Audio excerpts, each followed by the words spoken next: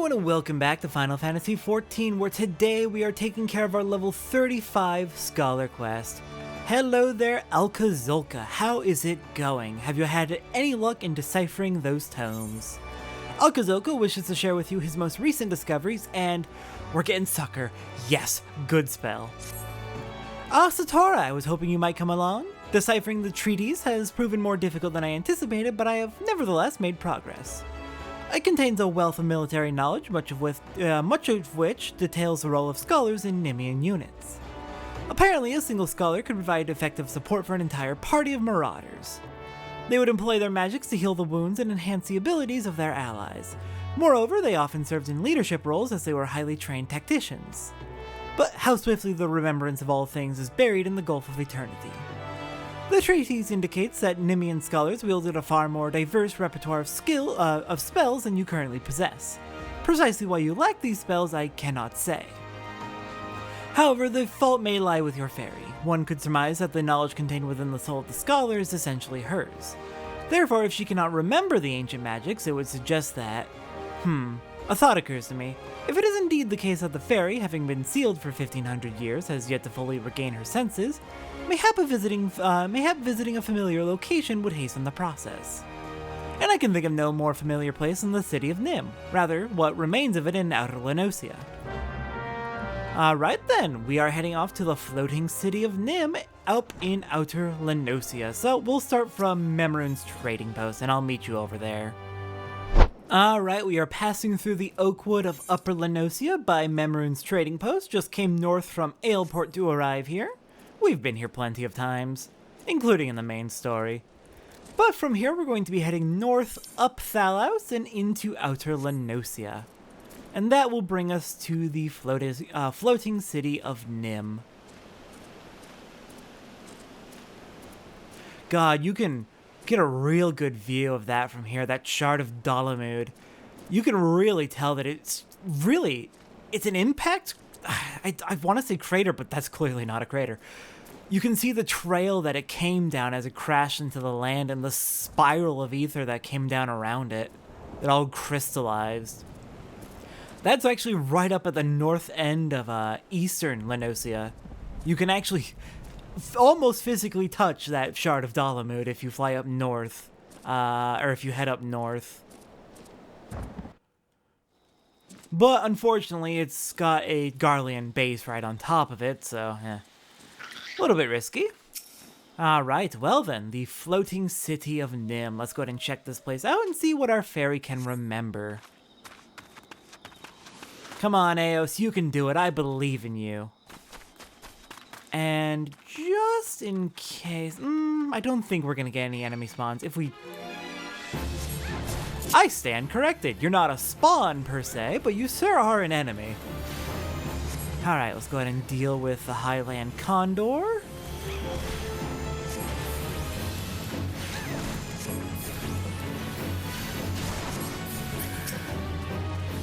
And let's check out this next Forgotten Whisper.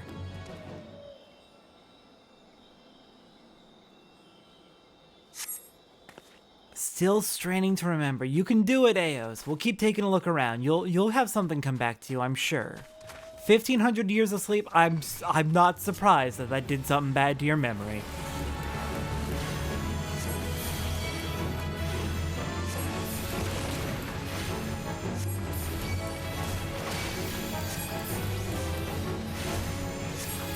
Probably should eat food, but I'm gonna save it for when we're doing hunting logs or if a duty pops up.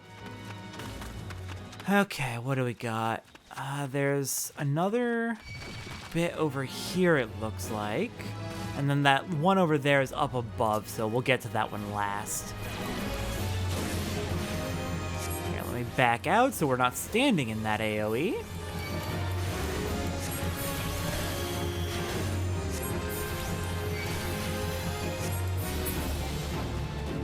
And where's this next fragment? Is it also up above? It might be. Okay, alright, let's go ahead and climb up then. So, let's see, we've got a Forgotten Whisper right there, guarded by a Querl. Hi! I'm just here to... Okay, fine. Fine, we'll fight the Quirrell.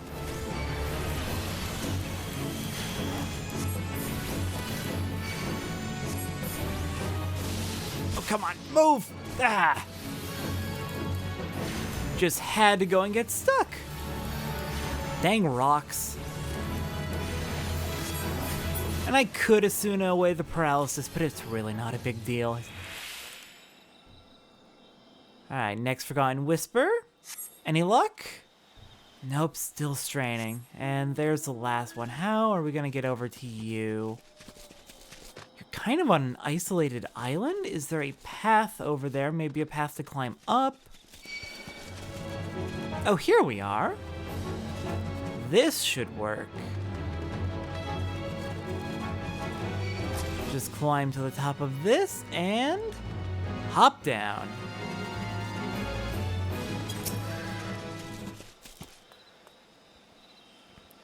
Alright, Eos, please tell me this gives you something. No, still nothing.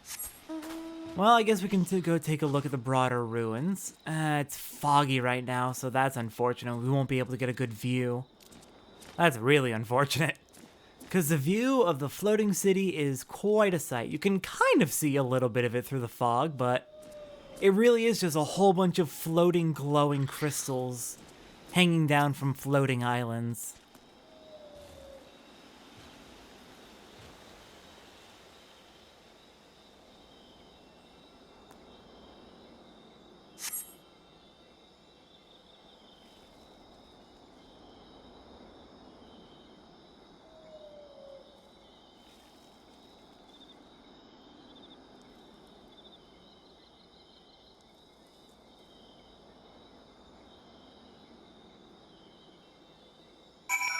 Alright, looks like some memories came back. Excellent, I'm so happy for you, Eos. Alright, back to Alcazolca.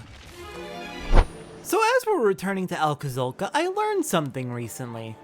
In Final Fantasy XIV, as of I think it was added 2 years ago, so a little bit after I started playing, if you set up two-factor authentication on your account so that your account is very secure and it's much harder for people to hack into it, they actually let you set a free destination to teleport to for free whenever you want. So if I set Limzo no Minsa as my free destination, I can teleport here for free whenever I want. And I think I'm going to do that. I think I'm going to have Limzo no Minsa be my free destination just because it is a little bit out of the way. Most of the rest of Eorzea you can get to just by flying around, so you can get everywhere else for free if you're on mainland. But with Limzo no Minsa, you do have to fly here or take the boat here, so setting up a free teleportation here seems like it'd be a good way to save money. Alright, Alcazolca, we are back and it looks like Eos has recovered some memories. Welcome back, Satora. I gather the experiment met with success? Then this strongly suggests that each fairy is a distinct individual with her own thoughts, feelings, and memories. Well, I must redouble my efforts to translate the remaining text. At this rate, your discoveries threaten to overshadow mine. Not to bemoan your accomplishments, but I have yet to decipher any equally amazing stratagems. Soon enough, though, soon enough. Well, we'll both keep up the good work. This is a two-sided investigation. You're reading the text, and we're getting first-hand experience.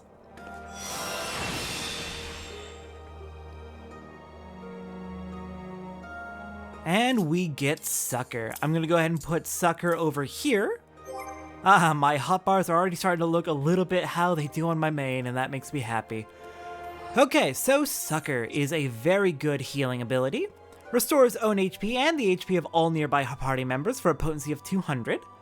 So, not as good as Physic or Adloquium in terms of raw heals, but it's a party heal. It gets all of your party members, so a potency of 800 in 4-person parties or up to 1600 in 8-person parties. Sucker can be very good when your party needs a heal. Most of the time it's just going to be your tank needing heals, but this is not to be ignored. That being said, it is typically better, I believe, to rely on Whispering Dawn, since that gives everyone a free over time heal of, let me double check that total potency. That's 80 over 21 seconds is 560 potency. So Sucker is more powerful, so that can be better in a pinch for like if you really need healing. But you can generally rely on Whispering Dawn to maintain your party's health. Especially since Whispering Dawn is off global cooldown, so you can cast that while also not missing any of your attacks, and you can keep the damage going. But yeah, Sucker, very nice. It also erects a magic barrier, which nullifies damage equaling 115% of the amount of HP restored. So that's, I'm not doing that math in my head. So that's a potency of 230 on a shield. And that lasts for 30 seconds and cannot be stacked with certain Sage barrier actions. Lovely. But yeah, Sucker is nice. Gives a small 230 potency shield with a 200 potency heal to your party, everyone who's nearby. Definitely good in a pinch. So then, with that, I've been thinking about it, and I'm thinking with the hunting logs for Scholar and Summoner. Because Scholar and Summoner do share hunting logs, and Scholar is a healer, not a combatant, so it's going to be slower to go through the hunting logs as Scholar. I think what we're going to do is the hunting logs will be just for Summoner. We'll just have Summoner do the hunting logs, and Scholar will just do its own quest, and that'll be fine. And yeah, that should be fine.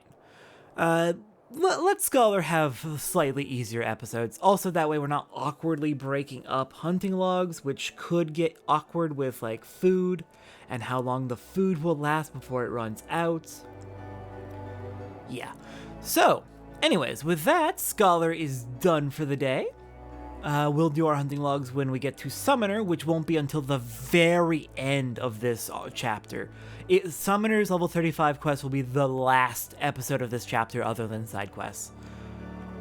But, other than that, next time is going to be a Sunday episode, so we're doing side quests. I'm not 100% certain what side quests we're doing next time, but I've got a few possible options. Ooh, we do have a few options. I will see everyone next time when I've decided what we're doing.